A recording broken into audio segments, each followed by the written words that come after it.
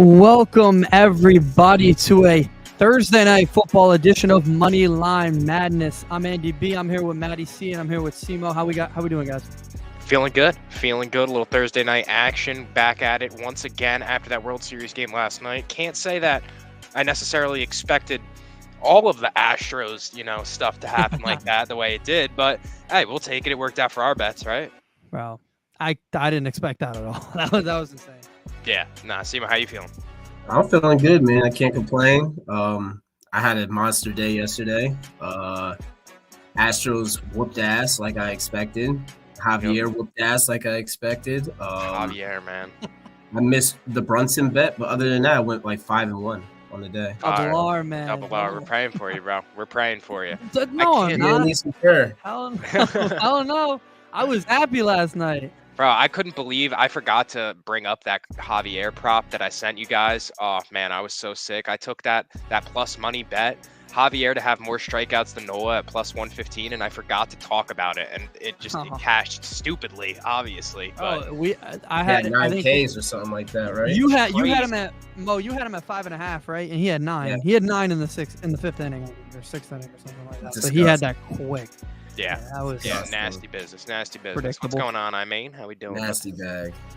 Yeah, that was really gross.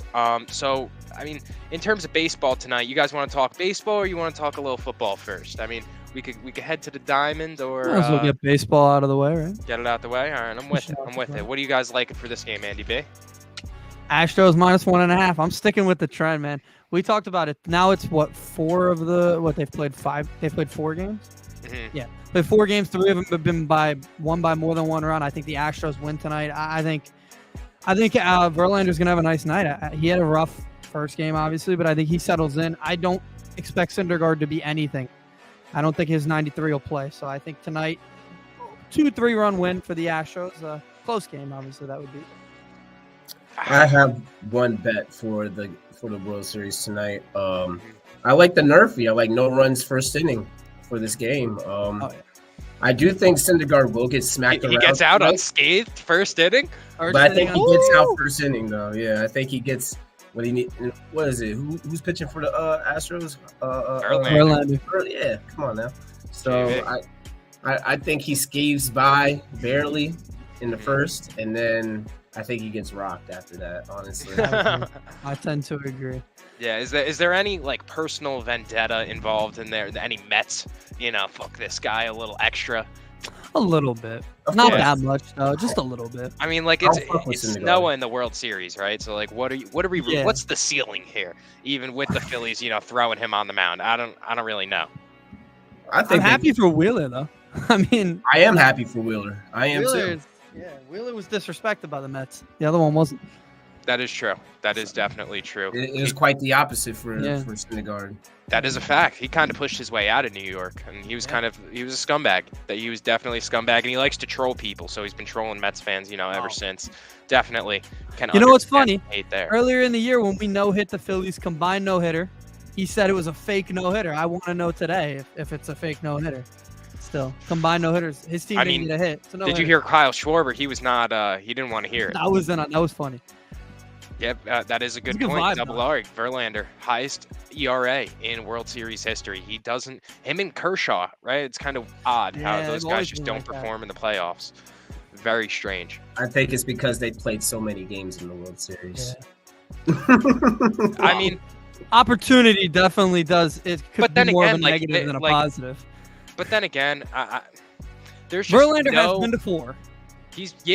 But he just has no good game. Like, is there a game where they went out there and they had wow, that was an ace type of performance? Because when I think of the Houston Astros in that World Series run, I'm thinking it was Garrett Cole, right? He had that 21 innings straight of just no hits, he was incredible in that run. So I don't know, it wasn't.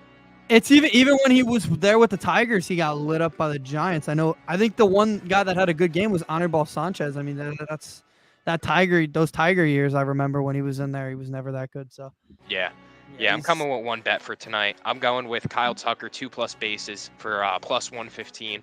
I think that the Astros finally found a little bit of offense. I'm staying away from any type of money line because I don't doubt that Philly magic. I don't doubt that, Verlander, like Imaine says here, Verlander's 0-6 in the World Series. So I don't know. I'm staying away from that, but I do think that the Astros found a little bit of momentum in that offense, and I like Kyle Tucker to get 2 bags. He's one of the main, propellers of that offense, so I really like Tucker. A lot of people hate him, but I love him. He's a good player. Dude, I hated him, but I gotta respect the guy. Like, he's just he's a beast. He does what he does, and he moves about his business. So definitely can't be too mad at the guy. I want to see Philly die tonight. Yeah. I want to see them die tonight. I mean, you go back to Houston with that type of advantage. It's gonna be hard to escape if you're. Philly. Oh, I think if they lose tonight, it's over. I think it's over. Yeah, if Phillies lose tonight, you might as well kiss that ass goodbye because you got to go back down in the elimination. And you got to face Valdez, right? Houston with the Astros? Nah, you're done. Yeah. What's this best bet I'm hearing about? Well, speaking of, we may as well head over to the football field, right? Talk some Thursday night football because I know that's where my best bet of the night is. I know that's where I am absolutely hammering home something. I don't know if you guys want to go ahead and give up your pick real quick first. All right. Let me see here. So for this game, I like and I've been smacking first quarter bets, So I like the Eagles Texans over 7.5 points in the first quarter tonight. I think they're gonna come out. I think the Eagles honestly are gonna put up at least 10 points by themselves. It's first quarter. I really do. Yeah. I think it's gonna be an ugly one. We've been saying it for weeks that Thursday night football hasn't been great. I don't think that this game will be any better. I just think the Houston, they got no Brandon Cooks. They have no offense tonight other than Dameon Pierce. So I don't see this game going well. I have 2 bets that kind of go with that. I got Davis Mills under 210. 210's a high number for not having your number 1 receiver. I can't get on board with him throwing that much. And Pierce over 64.5. He's going to run. He might have the most touches in NFL history tonight. So, I definitely. The game is close, hopefully, yeah. Oof, but I'm not rooting for that game to be close. I do have the Philadelphia Eagles -7 in the first half. I know Wise went along with that pick as well. I've loved this 7 points. -150. Not insane value, but for -150, I feel like 7 points. Like you were saying, they could put up 10 in the first quarter. Like the Eagles are that much better than the Texans, especially no Brandon Cooks. I'm expecting a heavy run game out of the Eagles tonight. A lot of Miles Sanders. I think Jalen Hurts is going to have at least, 50-something rushing yards. I really like his over 41.5 as well. Those are 2 of my best bets tonight. In addition to some little Jake Elliott.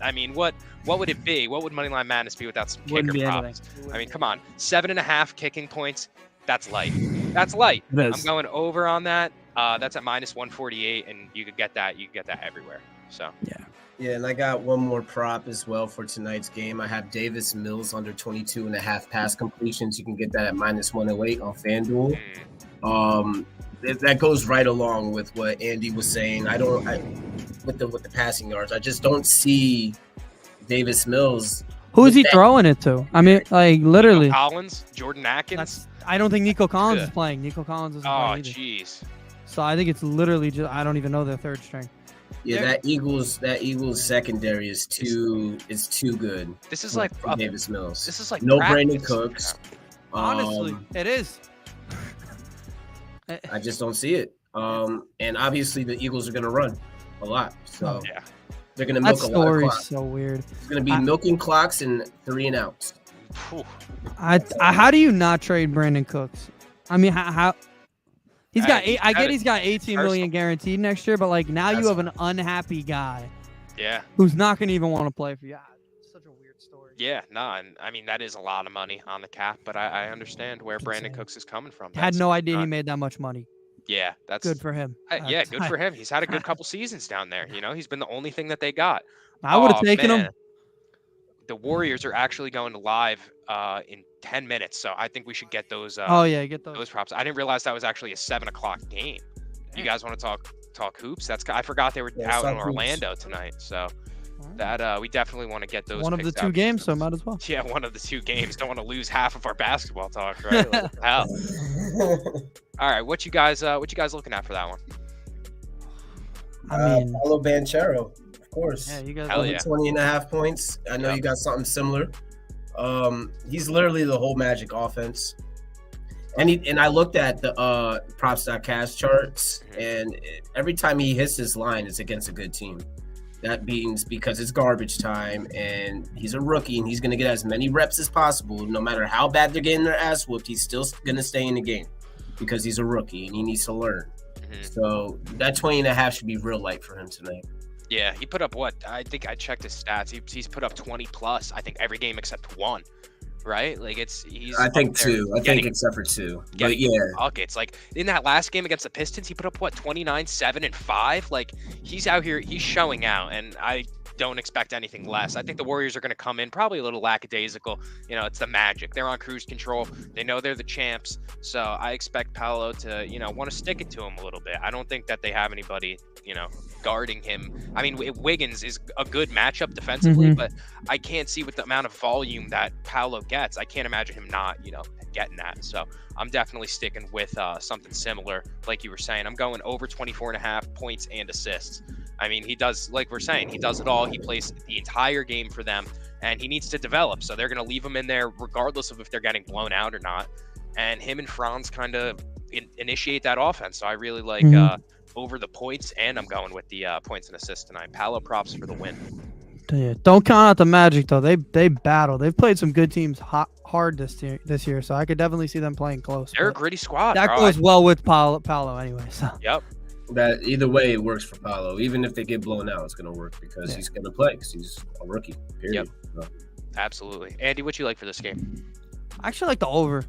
226. I don't mind that. That's not a bad. I mean, every Warrior game they can score a lot, right? And in garbage time, I guess they put their bench out on the floor. I think Orlando can score, so I think this could be the over's 226. I don't mind that at all. I think that's a decent number for those two teams. They're neither are going to kill you defensively, and there's guys that can score on both sides. So I like the over on that one. I agree. I think that's a good point. The fact that a lot of people are sleeping on that because it's just the Magic, right? And you're thinking, it's Orlando. They're probably not going to come out. It's going to be, a spanking, and they're just going to pack it in. Disney on their jersey. They got a squad. I really don't mind the Orlando Magic. I feel like they can upset a lot of lotto teams later on in the season. Not saying that they're going to make any noise, but for a team that's up and developing, like they're getting better. Exactly, like they're noticeably better for sure. Yeah, for sure. Definitely. All right, let's head over to the other NBA game we got going on tonight. The Nuggets going up against the Thunder. What do you guys like over there in Oklahoma City? I like the one thing that's been consistent with Oklahoma City this season, and that's SGA over 27.5 points, minus 108 on Superbook. SGA's probably been averaging over this season, 34 points a game right now. Stupid. It's disgusting. It's absolutely disgusting. There's nobody else on the team that can score. Chet Holmgren's out. Is Giddey even playing right now? He is playing. He was back last game. Yeah. Oh, he's back. Yeah, okay. But still, I mean, Giddey's the guy that's going to get 11 assists and dime up right to SGA. So. Oh yeah. Josh Giddey's good player. I agree. So I think SGA is just going to go off again tonight. They're going to lose, of course, but yeah. What was the play that you had?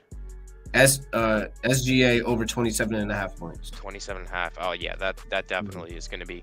So, and against the Nuggets, like he's going to have no choice but to score. So I think that's going to be a really good matchup. Actually, him and Murray. I'm actually going to tune into that game, aside from the Thursday Night Football, for sure. Andy, what do you like in that game? I was going through the player performance doubles. Love those. What consistent Nikola Jokic. He's getting doubles every game. It feels like he's amazing. Obviously, him getting a double and them to wins minus 166. Not bad, not great, but I think that's a solid number for what I feel like's a guarantee. I don't think they're gonna lose, and he always has double. So should be easy for him. That actually just went down when I first clicked it. It was minus 170. Yeah, I was gonna say I was looking at it earlier and it was minus 175. So. Yeah.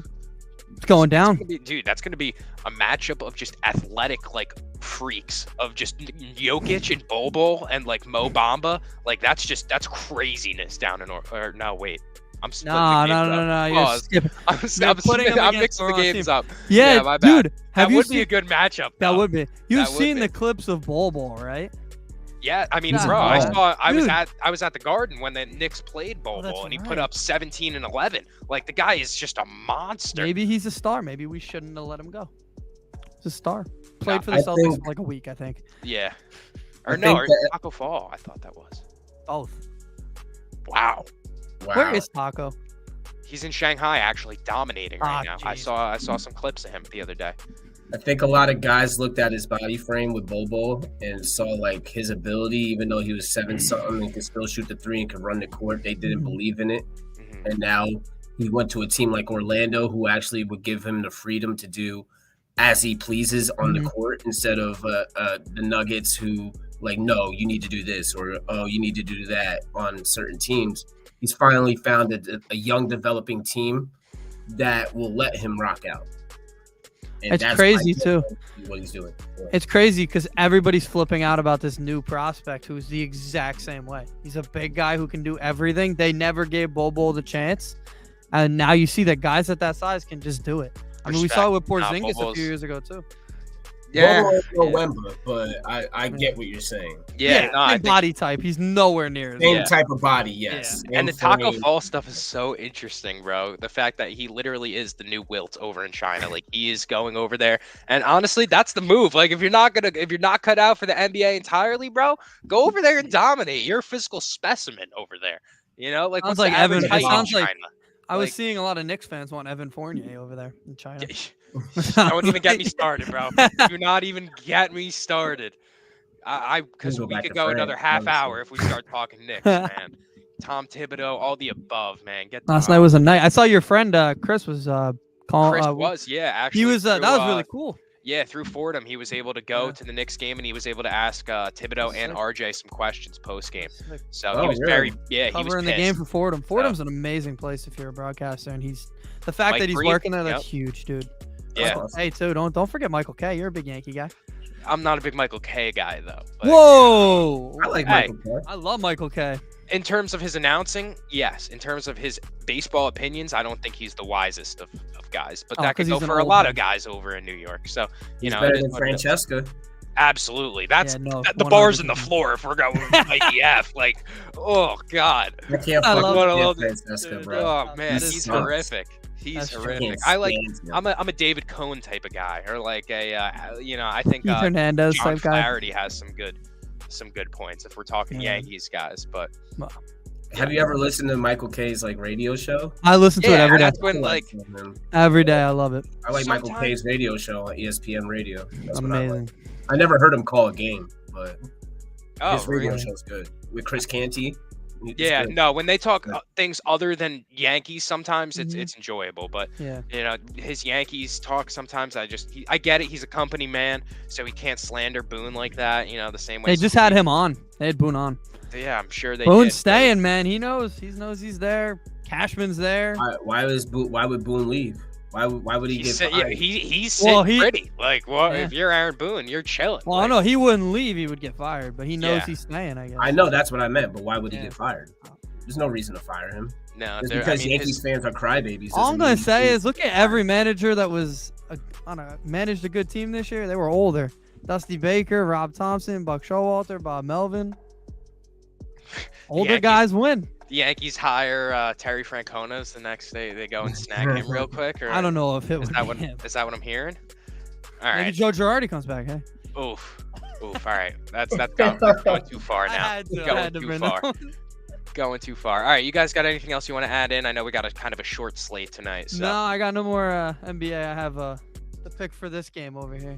Okay, what's going on over there? Yeah, it's the biggest college football regular season game probably in years, I would think. So, number 1 against number 3. I don't know why Tennessee's number 1, but they are. It's a huge game, regular season, massive. So I've got some bets today because we don't go on Fridays or Saturdays, but all the lines are pretty much what they're going to be. They don't switch too much. So I've got the line for the game's 8.5. Now I'm not taking Georgia minus 8.5. That's a big thing for a home game, but against Tennessee, probably not. But the match points under 66.5. That's a ginormous amount of points. Georgia has a great defense, so under 66.5. That's a great bet there. That's at -110. Seen? Oh, I'm sorry. Go ahead. No, keep going. What'd you say? I was gonna say, have you seen the ticket prices to that Georgia game? I've heard that it's averaging like $600+ just to attend that. Like, and they're as high as 5,000. That's absurd. That's the lowest 670 something. That's the lowest amount you can get for the highest seats. For the lowest, for the lowest price is 670 right now. Yeah.